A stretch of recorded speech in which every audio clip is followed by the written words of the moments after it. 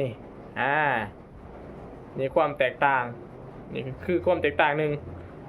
ระหว่างปุ๋ยเฮากับปุ๋ยเคมีทั่วไปมาหุงอีกรอบเนาะโอเคเนาะแต่หลายคน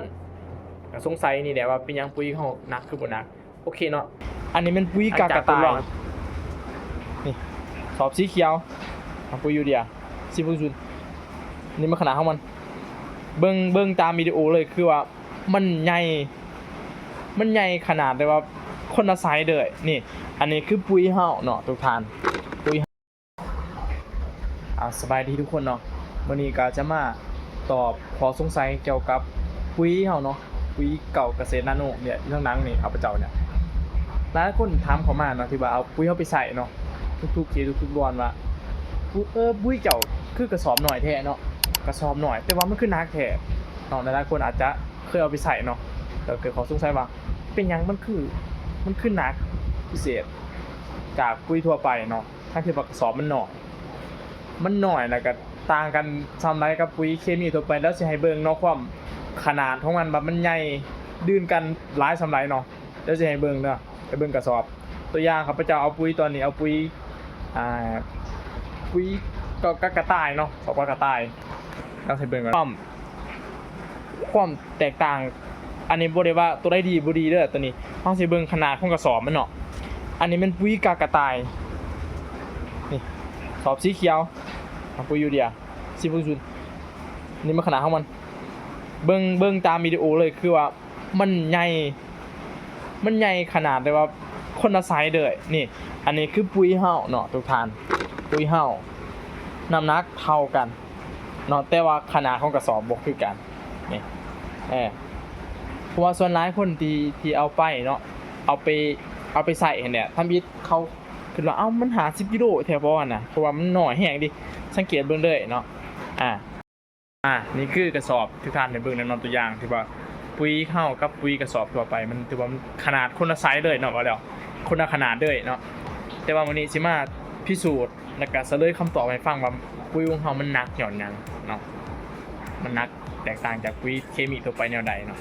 ไปเบิ่งคำตอบเฉลยคำตอบร่วมกันเนาะแต่ว่าตอนนี้ก็ฮอดเวลาที่เฮาจะมาทดลองมาพิสูจน์แบบเป็นหยังปุ๋ยของเฮาเนาะปุ๋ยเก่าเกษตรนาโนเนาะตัวนี้เนาะตัวนี้มันคือนักแตกต่างจากปุ๋ยทั่วไปทั้งที่ว่าขนาดกระสอบมันน้อยเนาะก่อนอื่นเราจะเอาเครื่องทดลองปุ๋ยให้ทุกท่านเบิ่งเลยก็สิทดลองให้เบิ่งก่อนเนาะอันนี้เป็นเครื่องวัดแทกเนาะเครื่องวัดเกี่ยวกับปุ๋ยเนาะปุ๋ยเครื่องวัดถาดอาหารของปุ๋ยว่าปุ๋ยของเฮามันมี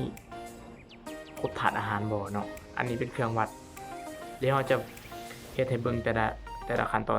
เนาะก่อนอื่นเราจะเอาอุปกรณ์เฮาเนาะอันนี้อุปกรณ์แดกเนาะเราจะใส่ตัวนี้เนาะเสียบเข้ากับไฟฟ้าเนาะจะมี2ส่วนเลยทุกท่านเบิ่งนำกันเนาะ2ส่วนอันนี้มันส่วนปลายส่วนเนาะเราจะเอาไปจุ่มลงกับน้ำเนาะน้ำที่ใส่จอกเราเตรียมมาแล้วเนาะเดี๋ยวจะเอาตัวนี้จุ่มใส่จอกที่มีปุ๋ยเนาะปุ๋ยแต่ละอย่างเลยที่เราเอามาเนาะแล้วก็ตัวนี้ส่วนสีดำเนาะตัวนี้จะเป็นส่วนที่จะเชื่อมเข้ากับไฟฟ้าเนาะมาเริ่มกันเลยเราจะตั้งให้ทุกท่านเบิ่งนำกันเลยเนาะเบิ่งไกลๆด้วย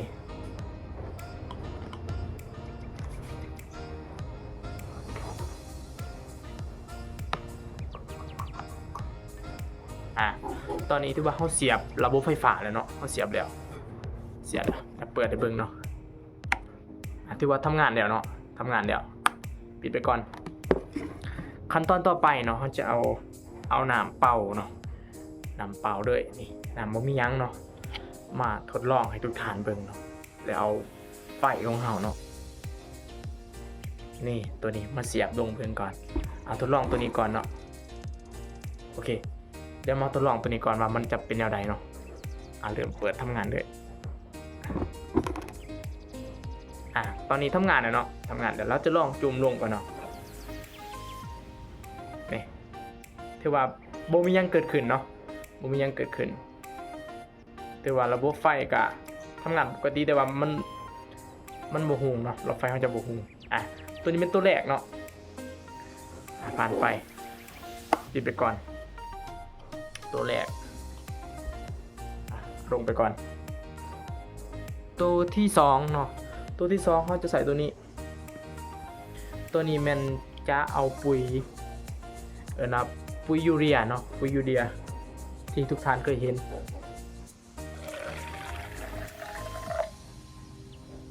ปุ๋ยยูเรียถอกลงในนี่เนาะเพื่อจะทดลองไงเบิ่งว่ามันจะเกิดปฏิกิริยาแนวใดเนาะ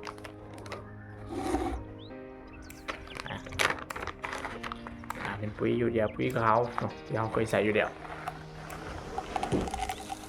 เทลงไปเนาะเอาเป็นไกลๆด้วยโอเคเนาะที่ว่า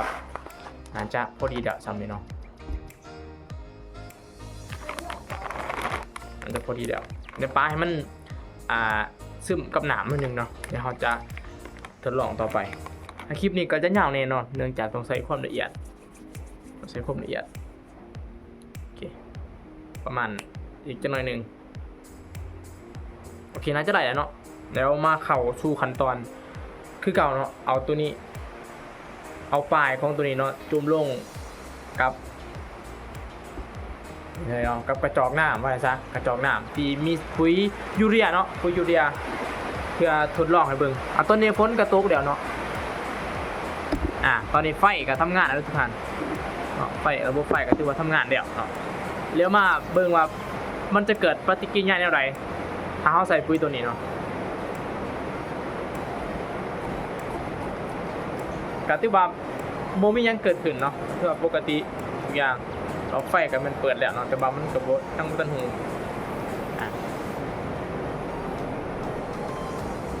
ครับ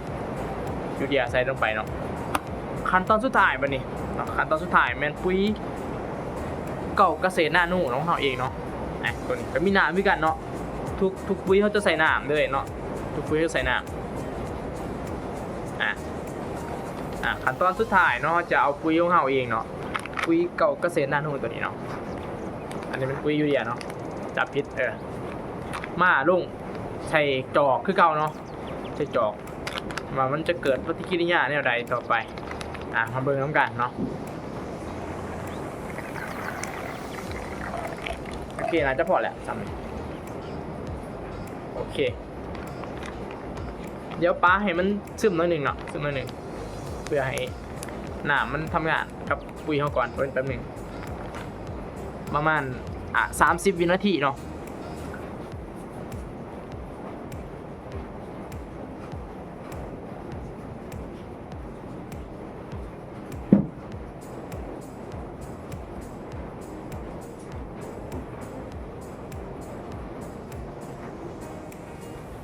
โอเคน่าจะได้แล้วทุกท่าน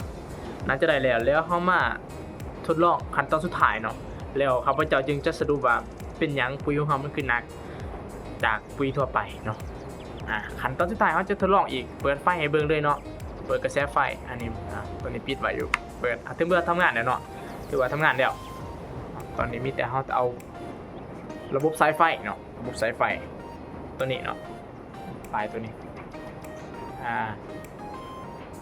ติดตามมันน้ำกันเนาะติดตามมันน้ำกันว่ามันจะเกิดยังขึ้นเนาะหลังจากนี้ไปเห็นบอกทุกท่านก็คือมันจะเฮ็ดให้ดอกไฟของหูจากนี่เลยเนาะจากการนำเอากระแสไฟฟ้าเนาะมาจุ่มลงกับปุ๋ยของเฮาเนาะที่ว่ามีการผสมกับน้ำเนาะเกิดกระแสไฟหงด้วยอันนี้เป็นปุ๋ยเก่าเกษตรนาโนของเฮาเรียกมาสมเทียบพร้อมกันเลยเนาะกับปุ๋ยยูเรียที่ว่าเฮาทดลองให้เบิ่งเดี๋ยวเมื่อกี้นี้อันนี้เป็นปุ๋ยยูเรียเนาะที่เฮาใส่เมื่อกี้นี้แต่ว่ามันบ่หุงเนาะมาเบิ่งอีกรอบว่ามันจะหุงบ่ย้ำหน่อยนึงเนาะแล้วติดตามไปน้ำกันเนาะทุกท่านติดตามไปน้ำกันเบิ่งน้ำกันเนาะเดี๋ยวเบิ่งปุ๋ยยูเรียอีกครั้งหนึ่งเนาะเฮาบ่ทันได้ปิดไฟอย่างเดียวเลยมันจะบ่หุงเนาะตัวนี้จะบ่หุงเลยเห็นบ่มันจะบ่หุงเนาะตัวนี้จะหุงนี่นี่ความแตกต่างนี่คือความแตกต่างหนึ่งระหว่างปุ๋ยเฮากับปุ๋ยเคมีทั่วไป โอ้โหอีกรอบเนาะโอเคเนาะแต่หลายคนก็สงสัยนี่แหละว่าเป็นยังปุ๋ยเขาหนักคือบ่หนักโอเคเนาะหลังจากทดลองให้เบิ่งแล้วข้าพเจ้าจะมาสรุปแบบขาวๆเลยเนาะว่าเป็นยังปุ๋ยตัวหนึ่งคือหนักตัวหนึ่งคือบ่หนักทั้งที่กระสอบมันก็ต่างกันเนาะคือเห็นนั่นแหละตัวนี้เนาะเป็นยังมันคือบ่ฮุงเดี๋ยวจะให้ขอสงสัยตัวนี้ก่อนว่าเป็นยังมันคือฮุงตัวนั้นเป็นยังคือบ่ฮุงตัวนี้มันเป็นปุ๋ยยูเรียเนาะทุกท่านเป็นปุ๋ยถ่านเดียวซึ่งมันบ่สามารถใช้น้ำไฟฟ้าได้มันเลยเฮ็ดให้บ่เกิดกระแสไฟเนาะมันบ่สามารถที่ให้เกิดกระแสไฟฟ้าได้โอเคเนาะนี่คือก็จะสรุปให้ฟังเลยว่าเป็นยังปุ๋ยของเฮามันคือหนักสรุปข่าวโดยตรงๆก็คือมันมีถาดอาหารครบถาดอาหารซึ่งมันมีพวกถาดเด็กท่องแรงสังกะสีเนาะ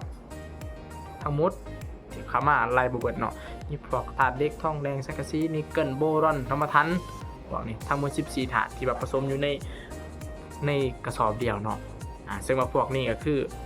โดยเฉพาะเป็นพวกถาดเด็กท่องแรงสังกะสีมันสามารถสร้างน้ำไฟฟ้าได้ด้วยเฮ็ดให้เกิดกระแสไฟหลอกไฟตัวนี้หุงขึ้นมาเนาะทุกท่านสรุปก็คือมันมีครบถาดอาหารเนาะพวกถาดเด็กท่องแรงสังกะสีมันได้เฮ็ดให้ดอกไฟหุงแล้วก็มีน้ำหนักกว่าปุ๋ยทั่วไปว่าจะซะเนาะหนักกว่าปุ๋ยทั่วไปก็สิมีประมาณนี้เนาะสำหรับวิดีโอนี้เนาะสำหรับผู้ใดมีขอสงสัยยังเนาะสงสัยยังเกี่ยวกับปุ๋ยเฮาหรือว่าสนใจอยากลองแล้วลองปุ๋ยของเฮาเนาะปุ๋ยเก่าเกษตรนาโนตัวนี้เนาะอันนี้เป็นเม็ดปุ๋ยเฮาเลยเนาะสามารถสอบถามรายละเอียดหรือว่าสอบถามรายละเอียดทางเบอร์โทรบ่หรือว่าจะทางมาทาง Facebook หรือว่าเฟซของเฮาก็ได้เนาะถ้าเป็นเบอร์โทรก็คือหมายเลขโทรศัพท์เนาะ02091406750เนาะสำหรับคลิปนี้ข้าพเจ้ากรกันสัญญาบ้านสิฝากไว้ซ้ำนี้เนาะแล้วพบกันคลิปต่อไปเนาะโอเค